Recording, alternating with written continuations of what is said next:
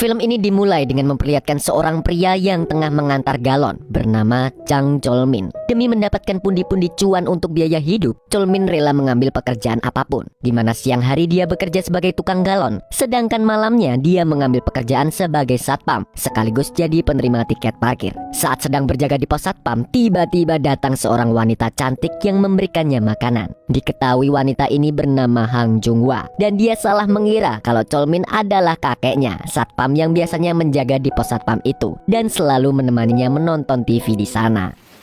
누구세요?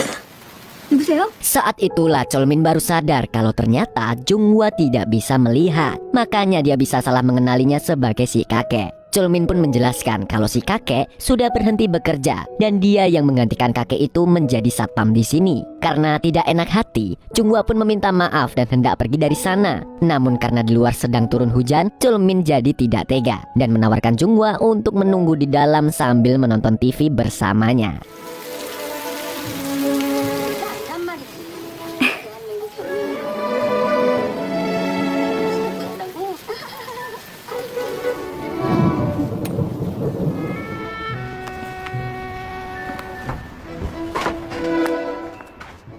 Keesokan harinya, Junghwa yang sedang bekerja sebagai CS didatangi oleh bosnya yang bernama Pak Ma. Di mana Pak Ma tiba-tiba memegang dan memijat bahu Junghwa dengan embel-embel ingin menyemangati bawahannya itu. Namun, Junghwa terlihat tidak nyaman dengan perlakuan Pak Ma karena dia tahu kalau bosnya itu hanya berusaha menggodanya saja. Junghwa pun tidak menghiraukannya agar bosnya yang genit itu segera berhenti mengganggunya.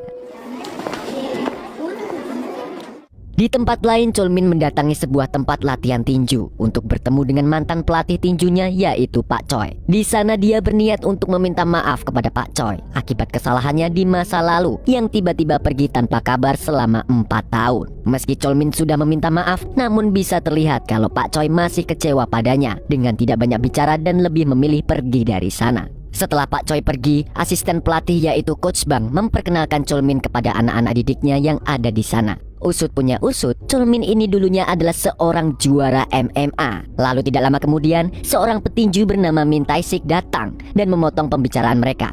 Siapa sangka, Tae-sik mengungkapkan bahwa dirinya lah lawan yang telah dikalahkan oleh Jolmin saat pertandingan final di turnamen itu. Sejak kekalahannya itu, Tae-sik pun mulai tidak menyukai Jolmin. 잘하더라? 할게요. 그래. 요즘 격투기 선수로 엄청 잘 나간다. 어? 죄송합니다. 복서도 아닌 새끼를 왜 들여놨어?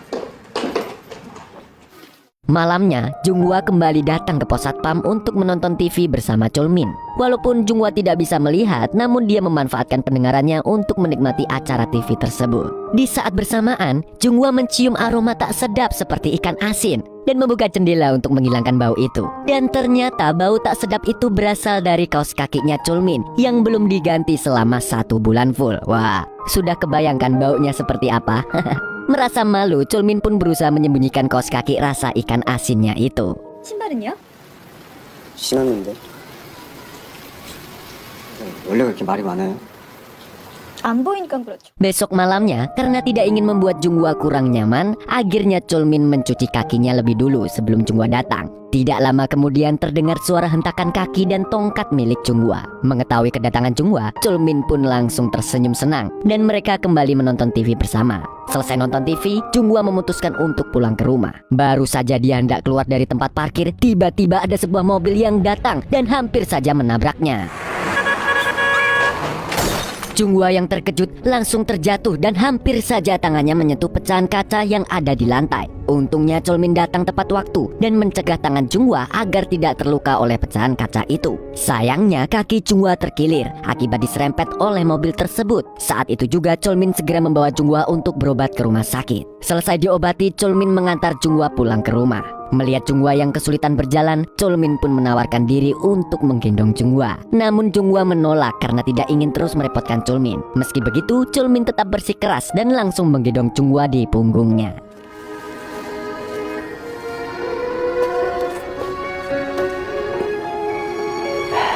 사실 오른쪽으로 쭉 올라가면 돼요. 자꾸 내려가요. 그리고 저기 어디 꼬마 하나 있죠? Setelah menaiki puluhan anak tangga sampai kakinya gempor, akhirnya Chulmin berhasil mengantar Junghwa ke rumahnya dengan selamat. Sebelum Chulmin pergi, Junghwa berkata kalau dia ingin mengajak Chulmin menonton konser musik sebagai ucapan terima kasihnya. Tanpa pikir panjang, Chulmin langsung menyetujui ajakannya tersebut.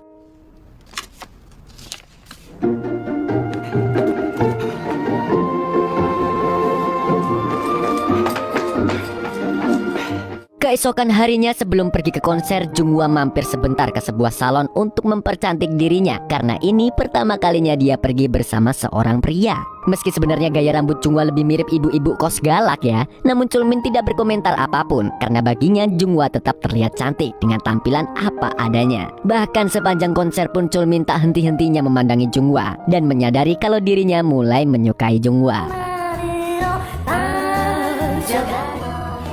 여자 보컬 얼굴이 어때요? 머리가 긴 여자예요. 네. Beberapa hari kemudian, Chulmin memberanikan diri untuk bertemu kembali dengan Pak Choi di sebuah warkop. Saat itu Pak Choi bertanya pergi kemana saja Chulmin selama menghilang 4 tahun kemarin. Pada akhirnya Chulmin bercerita kalau dia berada dalam penjara selama 4 tahun itu. Jadi saat Chulmin memutuskan untuk berhenti bertinju, dia mulai bekerja dengan rentenir sebagai gangster yang ditugaskan untuk menagih utang. Saat bekerja sebagai gangster, dia pun tak segan-segan menggunakan kekerasan dan memukul orang-orang yang lemah. Hingga suatu hari, dia diciduk oleh polisi saat sedang menagih hutang dan mau tidak mau harus menghabiskan 4 tahun waktunya dengan berada di balik jeruji besi. Di tempat lain, Junghwa yang baru saja pulang ke rumah merasa kalau ada seseorang yang mengikutinya. Dan benar saja, ternyata orang yang diam-diam menguntitnya adalah bosnya sendiri. Ya, Pak Ma. Pak Ma yang sedang mabuk itu pun merasa kesal karena Junghwa selalu menolak ajakannya untuk makan malam bersamanya. Kemudian Pak Ma memaksa masuk ke dalam rumah dan mencoba untuk melakukan hal tak senonoh kepada Junghwa. Untungnya Chulmin segera datang untuk menghentikan aksi bejatnya itu dan langsung mengajar Pak Ma habis-habisan.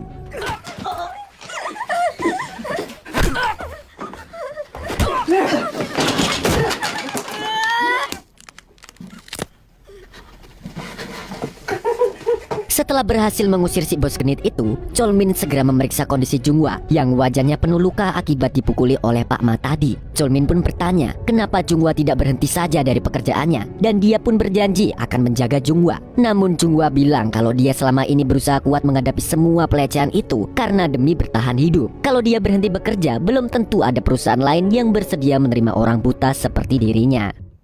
아저씨가 뭔데 날 책임져요? 나 더 비참하게 만드는 거 닦아주세요.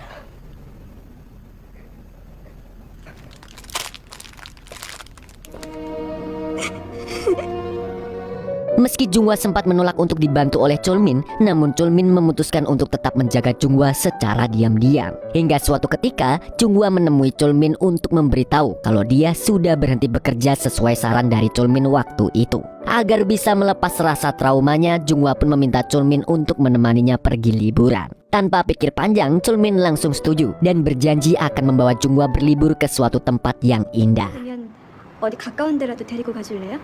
네. 그럴게요. 뭐예요? 대답이 없네.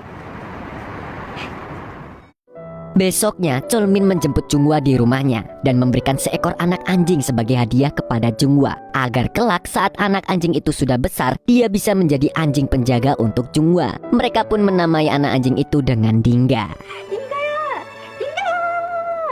Setelah itu Chulmin mengajak Junghwa pergi ke sebuah danau yang tenang. Di sana Chulmin sempat bercerita kalau dia dibesarkan di panti asuhan yang tidak jauh dari danau ini. Sayangnya panti asuhan itu sudah tidak ada lagi karena sudah rusak akibat banjir bandang yang pernah melanda daerahnya itu. Makanya danau ini menjadi satu-satunya tempat kenangan masa kecilnya selama berada di panti asuhan. Setelah itu Junghwa mengambil 2 buah batu kerikil dan memberikan satunya kepada Chulmin. Junghwa berkata kalau dia akan menyimpan batu ini dan menganggap Chulmin akan selalu bersamanya kemanapun dia pergi. Junghwa pun berharap jika Chulmin juga menganggap batu itu sebagai dirinya dan menyimpan batu itu selamanya agar Chulmin bisa selalu teringat akan dirinya.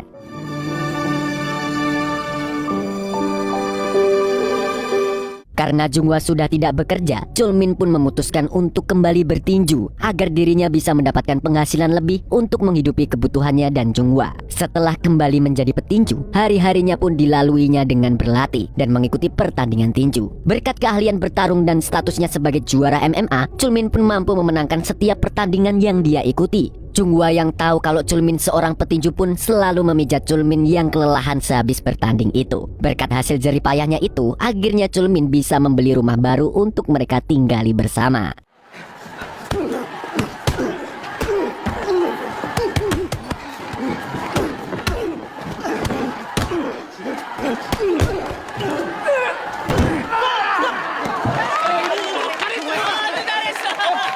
Suatu hari Junghwa mengajak Chulmin berziarah ke makam kedua orang tuanya, sekaligus mengenalkan Chulmin sebagai pacarnya kepada mendiang orang tuanya. Di sana Junghwa pun menceritakan bagaimana orang tuanya bisa meninggal dan alasan dibalik kedua matanya yang tidak bisa melihat itu. Dulu Junghwa pernah berpergian bersama kedua orang tuanya dengan mengendarai mobil. Junghwa yang saat itu bertugas menyupir, fokusnya teralihkan saat dia tidak sengaja melihat seseorang yang terjatuh dari atas gedung. Alhasil Junghwa tidak melihat ada mobil yang melaju kencang ke arahnya. Saat mendengar cerita Junghwa, Chulmin pun langsung terkejut karena ternyata orang yang terjatuh itu adalah seseorang yang tengah ditagih utangnya oleh Chulmin saat dirinya masih menjadi seorang gangster. Saat itu juga perasaan bersalah mulai menghantui Chulmin karena ia menganggap bahwa dirinya lah yang bertanggung jawab atas kematian orang tua Junghwa dan kebutaan yang dialami oleh Junghwa saat ini. 그랬으면 좋겠는데. 그러니까 아저씨처럼 좋은 사람도 보내주지.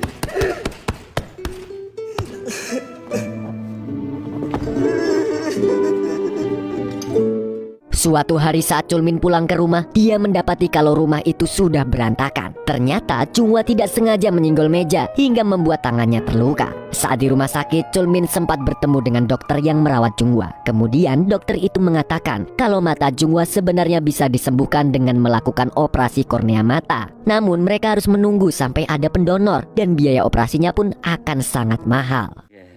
있긴 있는데 지금 이대로 두면 한 달 안에 완전히 실명합니다. Setelah mendengar berita dari dokter soal kondisi Junghwa, Chulmin segera pergi ke sebuah klub malam dan menemui Tae-sik untuk meminjam uang. Bukannya memberikan pinjaman uang, Tae-sik malah menghina Chulmin karena dia masih memiliki dendam ke Sumat karena tidak terima dikalahkan oleh Chulmin di turnamen MMA beberapa tahun lalu. Tae-sik pun lalu berkata kalau Chulmin ingin mendapatkan uang yang sangat banyak, dia bisa mengikuti pertandingan tinju ilegal yang diadakan di Thailand. Setelah itu Chulmin diajak Tae-sik menemui seorang bos mafia untuk mendaftarkan diri agar bisa mengikuti pertandingan tinju ilegal tersebut. Sebelum Chulmin mendaftar, bos mafia itu sempat memperingatkannya kalau apa yang dilakukannya nanti akan sangat berbahaya. Selain harus mempertaruhkan nyawa, dia juga perlu mengubah identitasnya karena ada kemungkinan orang-orang terdekatnya akan berada dalam bahaya. Setelah Chulmin setuju dengan semua persyaratan itu, si bos mafia memberikan uang muka dan ponsel baru kepada Chulmin.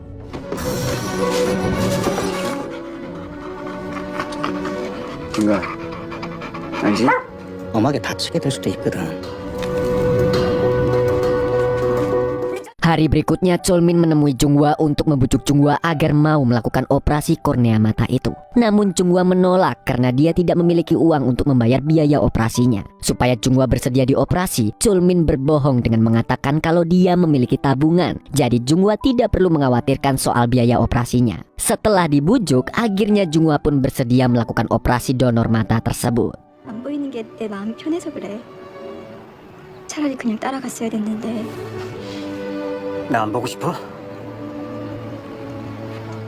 Beberapa hari kemudian Chulmin pun menemani Junghwa yang akan masuk ke ruang operasi. Sebelum masuk ke dalam, Junghwa memastikan kalau Chulmin akan terus menunggunya di sini karena dia ingin orang pertama yang dilihatnya adalah Chulmin. Dan sekali lagi Chulmin pun terpaksa berbohong dan bilang kalau dia tidak akan pergi kemana-mana agar Junghwa tetap fokus dalam operasinya itu. Padahal tanpa sepengetahuan Junghwa, kekasihnya itu akan mempertaruhkan nyawanya demi dirinya.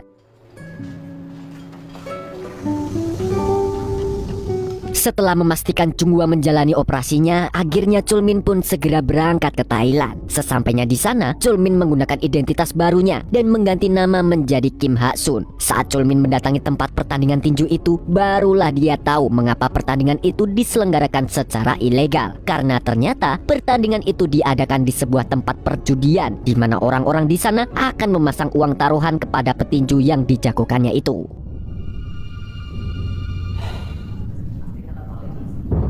Tidak lama kemudian waktu Chulmin bertanding pun tiba. Di awal pertandingan, Chulmin sempat kewalahan saat menghadapi kebrutalan dari lawannya itu. Namun mengingat kalau dia melakukan semua ini demi orang yang disayanginya, Chulmin pun berusaha sekuat tenaga untuk bertahan dan terus mencoba menyerang lawannya dengan pengalaman tinjunya selama bertahun-tahun tersebut. Dan pada akhirnya dia mampu membalikkan keadaan dan berhasil mengalahkan lawannya dengan jurus Jet Li-nya itu. Pertandingan pun dimenangkan oleh Chulmin.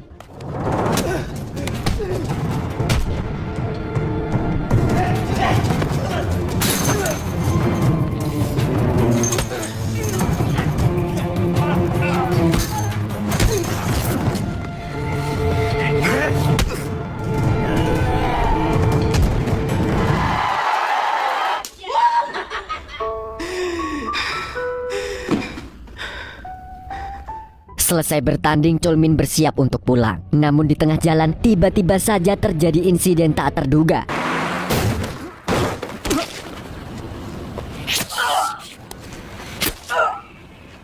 Siapa sangka ternyata dalang di balik penyerangan ini adalah Tae-sik yang sejak awal tidak suka karena Chulmin bisa lolos dari pertandingan tersebut. Dan setelah memastikan kalau Chulmin sudah tewas, Tae-sik dan anak buahnya segera pergi dari tempat itu. Di rumah sakit, operasi Junghwa pun berjalan lancar dan kini Junghwa sudah bisa melihat dengan normal kembali. Namun bukannya senang karena bisa melihat lagi, Junghwa malah menangis karena kecewa pada Chulmin yang mengingkari janjinya dan tidak menemaninya di sana.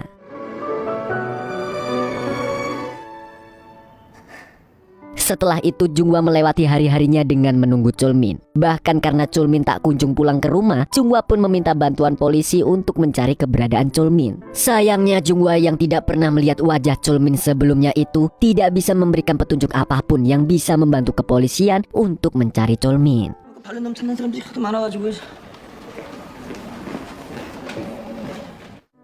2 tahun kemudian, kini Junghwa sudah bisa mencari uang lagi dengan membuka sebuah toko kerajinan tangan. Selain membuka tokonya sendiri, Junghwa juga menjadi sukarelawan sebagai tukang pijet di sebuah rumah sakit. Suatu hari, Junghwa mendapat panggilan dari rumah sakit yang memintanya untuk memijat seorang pasien kakek-kakek yang ingin sekali dipijat olehnya. Dengan senang hati, Junghwa menyanggupi permintaan itu dan bergegas pergi ke rumah sakit. Sesampainya di rumah sakit, Junghwa menyapa si kakek dengan ramah. Di saat bersamaan, terlihat seorang pasien melihat ke arah Junghwa saat mendengar suaranya. Dan tanpa diduga, pasien itu adalah Chulmin yang ternyata masih selamat setelah insiden penyerangan yang dilakukan oleh Tae-sik waktu itu. Betapa bahagianya Chulmin karena dia bisa melihat lagi wanita yang dicintainya itu setelah 2 tahun lamanya tak berjumpa. Sayangnya Chulmin harus mengubur dalam-dalam rasa rindunya itu dan berusaha menahan tangisnya karena tidak ingin Junghwa menyadari keberadaannya. Itu semua karena dia tidak ingin Junghwa bertemu dengan dirinya yang sekarang, di mana kini dia sudah menjadi orang yang cacat dan tidak berguna lagi. Namun tiba-tiba Junghwa malah menghampirinya dan menawarkan diri untuk memijat Chulmin. Dengan sengaja Chulmin tidak bicara agar Junghwa tidak mengenali suaranya. Meski dia ingin sekali menanyakan kabar Junghwa, namun Chulmin hanya bisa meratapi kesedihannya itu sambil memegang erat-erat batu pemberian Junghwa yang selama ini terus disimpannya.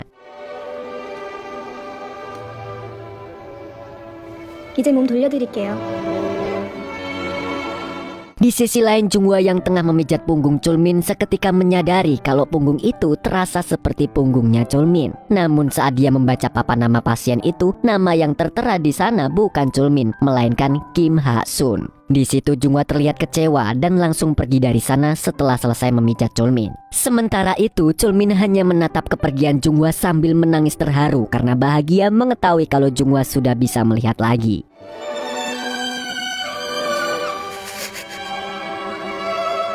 Beberapa hari kemudian Chulmin yang sudah keluar dari rumah sakit pergi berkunjung ke toko milik Junghwa. Sayangnya saat itu Junghwa tidak ada di sana dan hanya ada temannya saja. Kedatangan Chulmin ke sana adalah ingin mengambil kembali kura-kura miliknya yang selama ini dirawat oleh Junghwa. Namun saat perjalanan pulang dia tidak sengaja berpapasan dengan Junghwa yang hendak kembali ke tokonya. Kebetulan saat itu Junghwa membawa Dingga bersamanya. Saat Dingga bertemu Chulmin, anjing itu pun terus menggonggong kepada Chulmin selayaknya seekor anjing peliharaan yang sudah lama tak bertemu dengan pemiliknya. Sayangnya Junghwa belum menyadari kalau orang yang ada di hadapannya saat ini adalah pria yang dicintainya, yaitu Chulmin.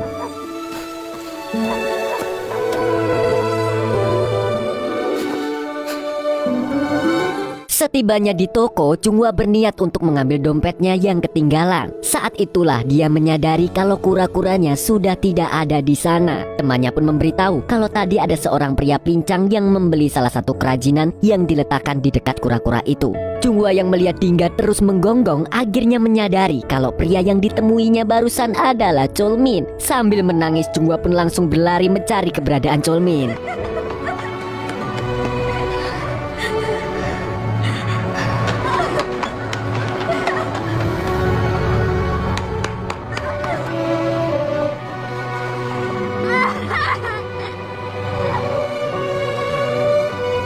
Namun tiba-tiba Junghwa teringat dengan danau yang dulu pernah didatanginya bersama Chulmin. Tanpa pikir panjang, Junghwa segera pergi ke danau tersebut. Dan benar saja, Chulmin berada di sana untuk melepaskan kura-kura itu ke dalam danau. Chulmin pun terkejut saat melihat kehadiran Junghwa. Dan dia tidak menyangka kalau mereka akan bertemu kembali di danau yang penuh kenangan ini. Di sana Junghwa meminta maaf sambil menangis penuh penyesalan karena tidak mengenali pria yang dicintainya itu. Setelah memendam kerinduan selama 2 tahun lamanya, akhirnya mereka bisa melepaskan semua rasa rindu itu dengan saling memeluk satu sama lain dan mengungkapkan rasa cinta yang selalu terukir di hati mereka.